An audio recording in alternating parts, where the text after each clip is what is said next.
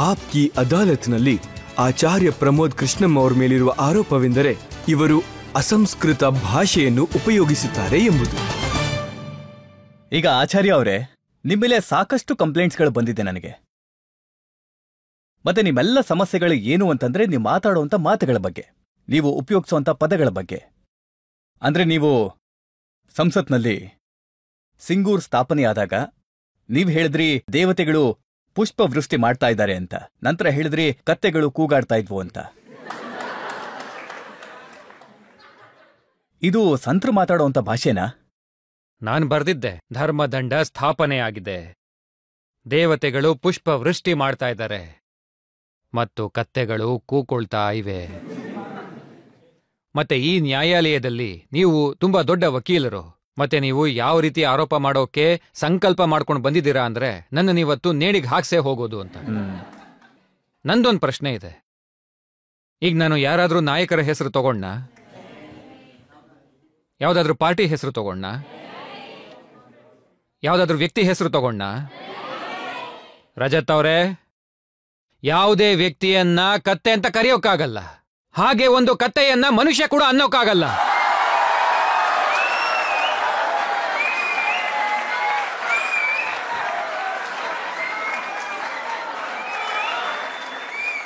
ಈಗ ನೋಡಿ ರಜತ್ ಅವರೇ, ಸರಿ ನೀವೇ ಹೇಳಿ, ನಾನು ಯಾರಾದ್ರೂ ನಾಯಕನನ್ನ ಕತ್ತೆ ಅನ್ನ, ಯಾವ್ದಾದ್ರೂ ನಾಯಕನನ್ನ ಕತ್ತೆ ಅನ್ನ, ನೀವ್ ಈ ಕಡೆ ಹೇಳಿ, ನಾನ್ ಕತ್ತೆ ಅಂತ ಕರೆದ್ನ ಅಂದ್ಮೇಲೆ ಕತ್ತೆಗಳನ್ನು ನಾಯಕರು ಅನ್ನೋಕ್ಕಾಗಲ್ಲ. ನೀವು ಎಲ್ಲಿ ಹೆಸರನ್ನ ತಗೊಂಡು ಮಾತಾಡಿದ್ರು ಅದರ ಉದಾಹರಣೆ ನಾನು ನಿಮ್ಗೆ ಕೊಡ್ತೀನಿ. ಒಂದು ವೇಳೆ ಏನಾದ್ರೂ ರಾಹುಲ್ ಗಾಂಧಿ ಅವರು ನೆಹರು ಗಾಂಧಿ ಕುಟುಂಬದಲ್ಲಿ ಹುಟ್ಟದೇ ಇದ್ದಿದ್ರೆ ಅವ್ರಿಗೆ ಯಾರು ಪ್ಯೋನ್ ಕೆಲಸ ಕೂಡ ಕೊಡ್ತಾ ಇರ್ಲಿಲ್ಲ ಅಂತ ಹೇಳ್ತೀರಿ. ಇಂಥ ಭಾಷೆ ಶೋಭೆ ತರುತ್ತೆ ಅಂತೀರಾ? ಇಲ್ಲ, ಆ ಭಾಷೆ ಅಶೋಭನೀಯ ಏನಲ್ಲ, ಆ ಭಾಷೆನ ಸಹಿಸ್ಕೊಳ್ಳೋದಕ್ಕಾಗಲ್ಲ. ನನಗೊಂದು ವಿಷಯ ಹೇಳಿ, ಸತ್ಯ ಹೇಳ್ಬಿಡಿ ಅಂತ ಯಾವ್ದಾದ್ರೂ ಧರ್ಮ ಹೇಳ್ಕೊಡುತ್ತಾ? ಸುಳ್ಳು ಹೇಳಿಂತ ಆ ಧರ್ಮ ಹೇಳ್ಕೊಡುತ್ತಾ? ಇಲ್ಲ, ಪ್ಯೂನ್ ಕೆಲಸ. ರಜತ್ ಅವರೇ, ಸತ್ಯವನ್ನ ಸತ್ಯ ಅಂತ ಒಪ್ಕೊಳ್ಳೋದು ತುಂಬಾನೇ ಕಷ್ಟ. ನೋಡಿ, ಸತ್ಯವನ್ನ ಹೇಳೋದು ಎಷ್ಟು ಕಷ್ಟನೋ ಅಷ್ಟೇ ಕಷ್ಟ ಸತ್ಯವನ್ನ ಕೇಳಿಸ್ಕೊಳ್ಳೋದು ಕೂಡ. ಸತ್ಯವನ್ನ ಕೇಳೋದು ಎಷ್ಟು ಕಷ್ಟ ಇದೆಯೋ ಅದನ್ನ ಸ್ವೀಕರಿಸೋದು ಅದಕ್ಕಿಂತ ಕಷ್ಟ. ಈ ಸತ್ಯವನ್ನ ಕಾಂಗ್ರೆಸ್ ತುಂಬಾ ಹಿಂದೆನೆ ಅರ್ಥ ಮಾಡ್ಕೊಂಡಿದ್ರೆ ಕಾಂಗ್ರೆಸ್ಗೆ ಇವತ್ತಿನ ಪರಿಸ್ಥಿತಿ ಖಂಡಿತ ಬರ್ತಾ ಇರಲಿಲ್ಲ.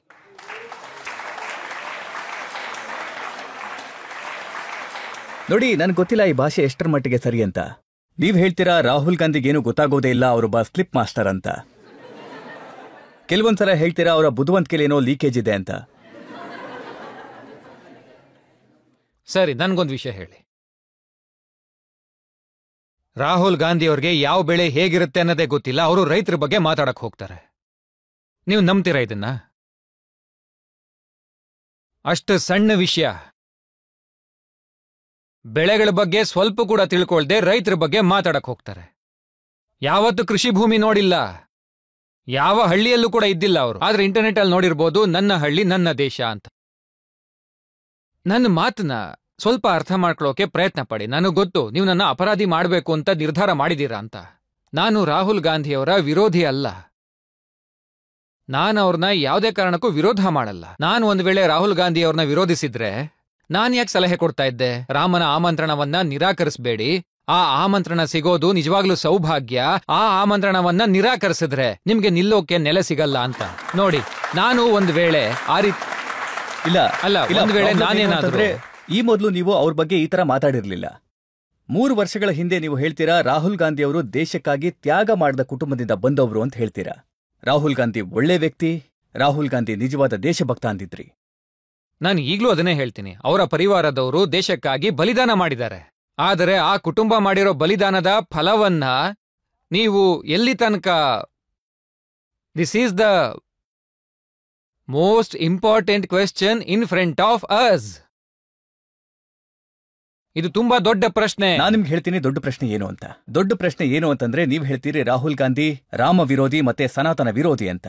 ಮತ್ತೆ ಆರೋಪಗಳು ಕೂಡ ಹಾಗೆ ಹೇಳುತ್ತೆ, ರಾಹುಲ್ ಗಾಂಧಿ ಅಧಿಕಾರಕ್ಕೆ ಬಂದ್ರೆ ಅವರು ರಾಮ ಮಂದಿರವನ್ನ ಕೆಡವುತ್ತಾರೆ ಅಂತ. ಖಂಡಿತ. ನಮ್ಮ ಆದ್ರೆ ಆ ಶಾಸ್ತ್ರಗಳಲ್ಲೇ ರೀತಿಯಲ್ಲೂ- ಹೇಳಿದ್ಯಲ್ಲ, ಪ್ರತ್ಯಕ್ಷಂ ಕಿಂ ಪ್ರಮಾಣಂ. ಪ್ರತ್ಯಕ್ಷವಾಗಿರೋದಕ್ಕೆ ಯಾವುದೇ ಪ್ರಮಾಣದ ಅಗತ್ಯವಿಲ್ಲ ಅಂತ. ಬೆಳೆಯೋ ಸಿರಿ ಮೊಳಕೆಯಲ್ಲಿ ಅಂತಾರಲ್ಲ. ರಾಮನ ಅಸ್ತಿತ್ವ ಸುಳ್ಳು, ಆತ ಕೇವಲ ಕಾಲ್ಪನಿಕ ಅಂತ ಯಾರು ಹೇಳಿದ್ದು? ರಾಮ ಕಾಲ್ಪನಿಕನ? ರಾಮ ಕಾಲ್ಪನಿಕ ಅಂತೆ, ರಾಮ ವಾಸ್ತವಿಕ. ಕಾಂಗ್ರೆಸ್ನ ಅಧ್ಯಕ್ಷ ಮಲ್ಲಿಕಾರ್ಜುನ ಖರ್ಗೆ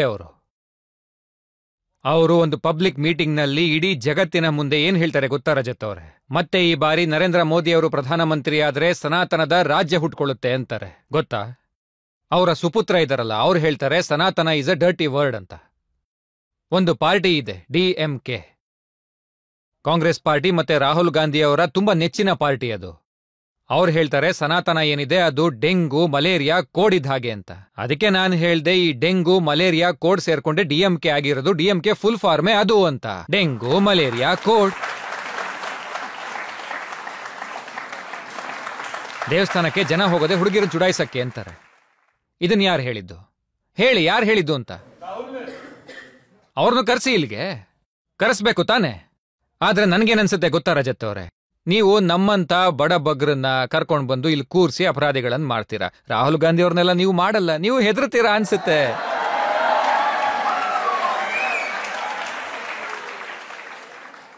ನಾನು ಕಳೆದ 40 ವರ್ಷದಿಂದ ಪತ್ರಿಕೋದ್ಯಮದಲ್ಲಿದ್ದೀನಿ.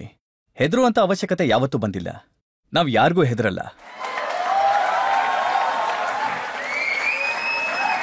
ಅಲ್ಲ ನೋಡಿ, ನೀವು ಹೇಳಿದ್ರಿ ಅನ್ನೋ ಕಾರಣಕ್ಕೆ ನಾನು ಜನತೆಗೆ ಹೇಳ್ತಾ ಇದ್ದೇನೆ. ನಾನು ರಾಹುಲ್ ಗಾಂಧಿ ಅವರಿಗೆ ಸಾಕಷ್ಟು ಸಲ ಇನ್ವಿಟೇಷನ್ನ ಕಳಿಸಿದ್ದೀನಿ.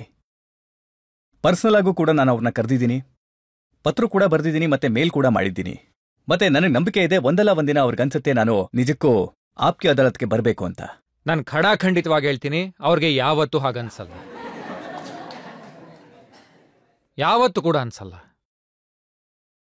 ಬಂದ್ರೆ ನಮಗೂ ಸಹ ಖುಷಿನೇ. ಆದ್ರೆ ಬಂದ್ರೆ ನನ್ನ ಪರವಾಗಿ ಅವ್ರಿಗಿದೊಂದು ಪ್ರಶ್ನೆ ಕೇಳ್ಬಿಡಿ. ಏನು, ದೇವಸ್ಥಾನಕ್ಕೆ ಹೋಗೋದೇ ಹುಡುಗಿರ್ನ ಚುಡಾಯಿಸೋದಕ್ಕ ಅಂತ? ರಾಮ ಕಾಲ್ಪನಿಕನ ಅಂತ ಕೇಳಿ. ಹಾಗೆ ಆ ನವರಾತ್ರಿ ಸಮಯದಲ್ಲಿ ಕೇರಳದಲ್ಲಿ ಒಂದು ಹಸುನ ಬಲಿ ಕೊಟ್ರಲ್ಲ, ಮತ್ತೆ ನವರಾತ್ರಿ ಸಮಯದಲ್ಲಿ ಮಟನ್ ಮಾಡೋ ಫೋಟೋನ ವೈರಲ್ ಮಾಡ್ತಿರಲ್ಲ, ಅದು ಸನಾತನನ? ಕೆಲ್ಸಕ್ ಬಾರ್ದವನೊಬ್ಬ ಹೇಳ್ತಾನೆ ಸನಾತನ ಒಳ್ಳೆ ಶಬ್ದ ಅಲ್ಲ ಅಂತ. ರಾಹುಲ್ ಗಾಂಧಿ ಅವರು ನೀವ್ ಹೇಳಿದ ತಪ್ಪು ಅಂತ ಅವ್ರನ್ನ ಪ್ರಶ್ನೆ ಮಾಡಿದ್ರ ಕೇಳಿ. ರಾಮ ಮಂದಿರದ ಪ್ರಾಣ ಪ್ರತಿಷ್ಠಾಪನೆ ಆಗ್ತಾ ಇತ್ತು, ಸಮಾರಂಭ ನಡೀತಾ ಇತ್ತು, ಆದ್ರೆ ನೀವು ಅದು ಬಿಜೆಪಿಯ ಕಾರ್ಯಕ್ರಮ ಅಂದ್ರಿ. ಆದ್ರೆ ಆತರ ಇರ್ಲಿಲ್ಲ. ಅಲ್ಲ, ಅದು ಆ ರೀತಿ ಏನಾದ್ರು ಆಚಾರ್ಯ ಅವರೇ, ಬಿಜೆಪಿಯವರಿಗೆ ಏನ್ ಲಾಭ ಆಯ್ತು? ಅಯೋಧ್ಯೆಯಲ್ಲಿ ಎಲ್ಲಿ ರಾಮ ಮಂದಿರ ಕಟ್ಟಿದ್ರೋ, ಪ್ರಾಣ ಪ್ರತಿಷ್ಠಾಪನೆ ಆಯ್ತೋ, ಜಗತ್ತಲ್ಲಿ ಇಷ್ಟೊಂದು ಗುಣಗಾನ ಆಯ್ತೋ, ಬಿಜೆಪಿಯವರು ಅಲ್ಲೇ ಲೋಕಸಭಾ ಚುನಾವಣೆಯಲ್ಲಿ ನೋಡಿ ರಜತ್ ಅವರೇ, ಬಿಜೆಪಿ ಸೋತಿರೋದು ಸನಾತನ ಅಲ್ಲ.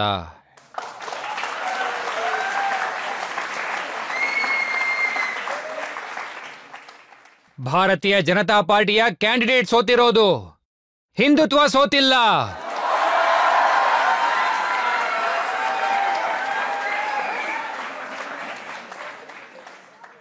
ಯಾವುದೇ ರಾಜಕೀಯ ಪಾರ್ಟಿಯ ಸೋಲನ್ನ ಸನಾತನದ ಸೋಲು ಅಂತ ಅನ್ನೋದು ಅದು ತುಂಬಾ ದೊಡ್ಡ ಪಾಪ, ಅದು ದೊಡ್ಡ ತಪ್ಪು ಕೂಡ. ನಾನಿದನ್ನ ಒಪ್ಪೋದಿಲ್ಲ. ಭಾರತೀಯ ಜನತಾ ಪಾರ್ಟಿಯ ಸ್ಥಾಪನೆ 1980 ಆಸುಪಾಸ್ ಆಗಿದ್ದು. ಸನಾತನ ಆದಿ ಕಾಲದಿಂದ ಇದೆ. ಯಾವುದು ಸತ್ಯವೋ ಅದೇ ಶಾಶ್ವತ, ಮತ್ತೆ ಯಾವುದು ಶಾಶ್ವತವೋ ಅದೇ ಸನಾತನ. ಅದೇ ಸನಾತನ. ಆದ್ರೆ ಈ ರೀತಿ ಅಯೋಧ್ಯೆಯಲ್ಲಿ ನೋಡಿ, ಈ ರೀತಿ ಅವಾಗವಾಗ ಆಗತ್ತೆ. ಭಗವಂತನ ಸೃಷ್ಟಿ ಇದು. ಆತ ಎಲ್ಲರಿಗೂ ಸೇರಿದವನು. ಅವನು ದುಷ್ಟರನ್ನೂ ಸಹ ಕೆಲವೊಮ್ಮೆ ಬಲಪಡಿಸ್ತಾ ಹೋಗ್ತಾನೆ. ಆಗತ್ತೆ ಬಿಡಿ. ನೋಡಿ, ಏನೆಲ್ಲ ಆಯ್ತಲ್ಲ. ಅಖಿಲೇಶ್ ಯಾದವ್ ಅವರು ಇಲ್ಲಿ ತನಕ ರಾಮ ಮಂದಿರಕ್ಕೆ ಹೋಗ್ಲೇ ಇಲ್ಲ. ಅಖಿಲೇಶ್ ಯಾದವ್ ಅವರು ವಿರೋಧ ಮಾಡಿದ್ರಲ್ಲ, ಅವರ ಅಭ್ಯರ್ಥಿನೇ ಅಲ್ಲಿ ಗೆದ್ದಿದ್ದು. ನೋಡಿ, ಈ ರಾಮನನ್ನ ವಿರೋಧಿಸೋ ಜನರಿದ್ದಾರಲ್ಲ, ಇವರು ಅಧಿಕಾರನ ಪಡೆಯೋದಿಕ್ಕೆ ಏನೆಲ್ಲ ಮಾಡ್ತಾರೆ. ಆದ್ರೆ ದೇಶದ ಜನತೆ ಅವ್ರಿಗೆ ಖಂಡಿತ ಅಧಿಕಾರ ಕೊಡಲ್ಲ. ಬರ್ದಿಟ್ಕೊಳ್ಳಿ ಇವತ್ತೇ.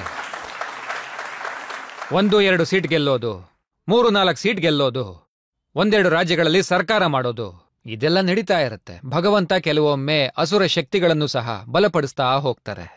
ಇನ್ನು ಅಸುರ ಶಕ್ತಿಗಳು ಹೆಚ್ಚಾಗ್ಲಿಲ್ಲ ಅಂದ್ರೆ ಭಗವಂತ ಅವತಾರ ಯಾಕೆ ತಾಳ್ಬೇಕು? ಈ ಭೂಮಿಯಲ್ಲಿ ಭಗವಂತನ ಕಲ್ಕಿ ಅವತಾರ ಯಾಕಾಗತ್ತೆ ಅಂದ್ರೆ, ಈ ಅಸುರಿ ಶಕ್ತಿಗಳು ಹೆಚ್ಚಾದಾಗ ಅವರನ್ನ ನಾಶ ಮಾಡೋದಿಕ್ಕೆ ಭಗವಂತ ಅವತಾರ ತಾಳಿ ಇಲ್ಲಿಗೆ ಬರ್ತಾರೆ. ನಾನು ಅದನ್ನ ಬರ್ದಿದ್ದೀನಿ ಕೂಡ. ನಾನ್ ಬರ್ದಿರೋದು ಅದೇ. ಭಗವಂತ ಶ್ರೀಕೃಷ್ಣ ಭಗವದ್ಗೀತೆಯಲ್ಲಿ ಈ ರೀತಿ ಹೇಳ್ತಾರೆ, ನಾನು ಕಲಿಯುಗದಲ್ಲಿ ಅವತಾರ ತಾಳ್ತೀನಿ ಅಂತ. ಅದನ್ನ ಹೇಳ್ಬೋದಾ? ಅದನ್ನ ಹೇಳಿ. कि तूने द्वापर में वादा किया था,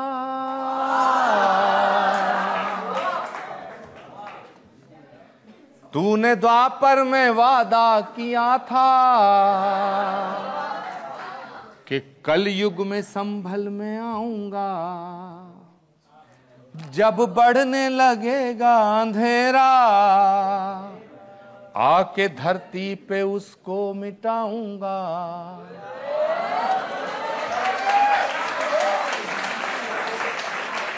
जब बढ़ने लगेगा अंधेरा आके धरती पे उसको मिटाऊंगा।